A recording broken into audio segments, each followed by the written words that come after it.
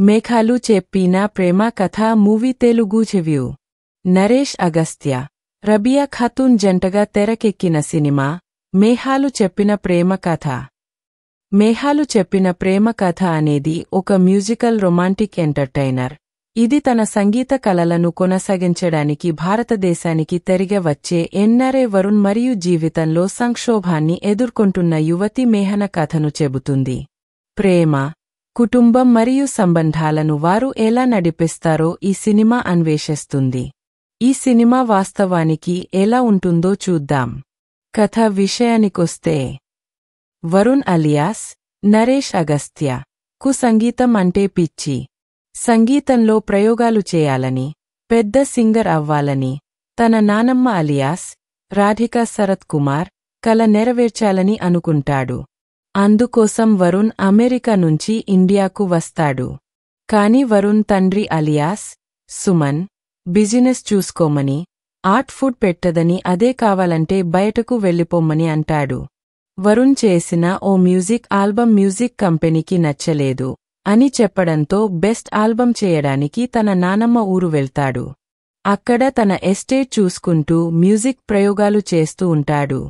మేఘన పనిచేసే కంపెనీలో ఆదిత్య తనని లవ్ చేస్తున్నాడు అని ఫ్రెండ్స్ అంతా ఆమెకు నూరిపోస్తారు.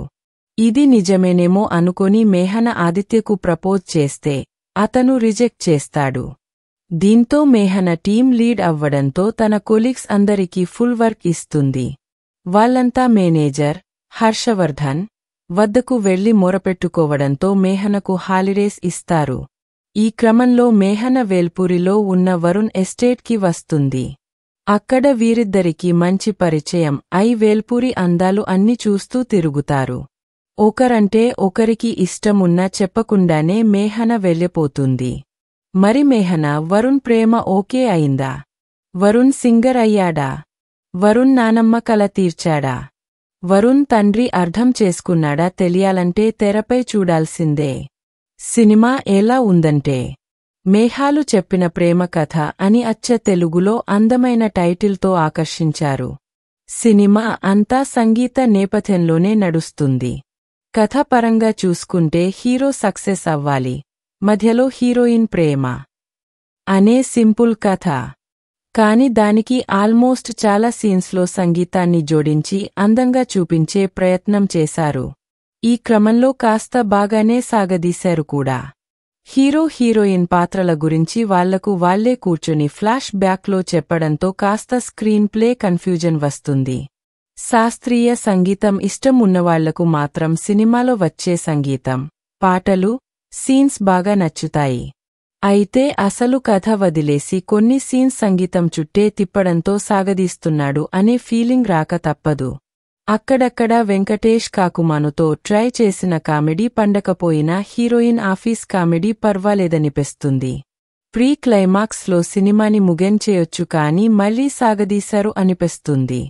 టైటిల్ మేఘాలు చెప్పిన ప్రేమ కథ సినిమాకు సెట్ అవ్వాలని అక్కడక్కడ కొన్ని డైలాగ్స్ అయితే వాడారు. నటీనటుల పర్ఫార్మెన్స్. నరేష్ అగస్త్య ఒక సెటిల్డ్ పర్ఫార్మెన్స్తో చక్కగా మెప్పించాడు. తమిళ భామ రబియా ఖాతూన్ ప్రతి ఫ్రేమ్లో అందంగా కనిపిస్తూ క్యూట్గా అల్లరి చేస్తూ చక్కగా నటించి అలరించింది. మలయాళ గొప్ప సంగీత విద్వాంసులు అశ్వతి తిరునాల్ రామవర్మ గెస్ట్ పాత్రలో అలరించారు. రాధికా శరత్ కుమార్ హీరో నానమ్మ పాత్రలో సంగీతాన్ని అవపోసన పట్టిన మహిళగా ఫ్లాష్ బ్యాక్లో కాసేపు కనిపించి అలరించారు. హర్షవర్ధన్ కాస్త నవ్వించాడు. యూట్యూబర్ వెరాజిత ఓ చిన్న పాత్రలో తరుక్కుమనిపిస్తుంది.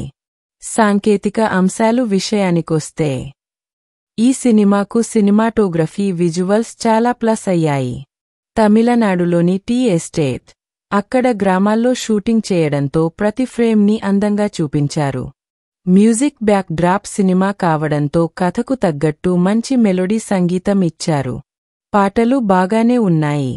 ఎడిటింగ్లో ఇంకాస్త ఎడిట్ చేసి కొన్ని సీన్స్ తీసేయాల్సింది.